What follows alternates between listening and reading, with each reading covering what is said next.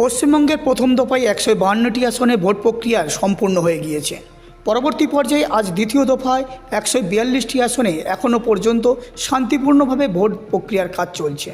কিন্তু সকাল থেকে বেশ কিছু জায়গায় ইভিএম মেশিনের যান্ত্রিক গোলযোগ দেখা দিলেও পরবর্তী সময়ে ওই মেশিনগুলি পরিবর্তন করার মাধ্যমে পুনরায় ভোট চালু রাখার জন্য বিশেষ নজরদারির কাজ চলছে।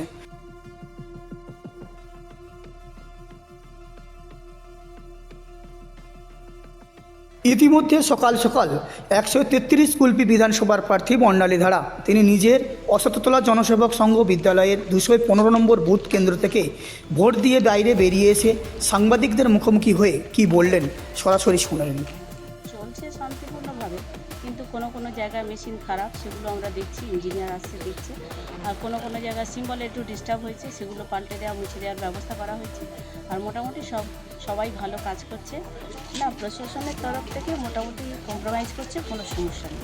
আর এছাড়া কোনো মেশিন খারাপ কিংবা অন্য কোনোভাবে? হ্যাঁ, মেশিন তো খারাপ, কিছু কিছু বুথে মেশিন খারাপ, সেগুলো কোনো কোনো জায়গায় পাল্টানোর ব্যবস্থা করা হয়েছে, কোনো কোনো জায়গায় ইঞ্জিনিয়ার দিয়ে ঠিকঠাক করার ব্যবস্থা করা হয়েছে। কোনো কোনো জায়গায় আবার দেখলাম ভিতরে ঢুকে যে সিম্বলের উপরে কালি, মানে যারা ভোট দিচ্ছে তারাই হয়তো ভুল করে কালি দিয়েছে, সেটাও মুছে দেওয়ার ব্যবস্থা করা হয়েছে। মোটামুটি শান্তিপূর্ণ।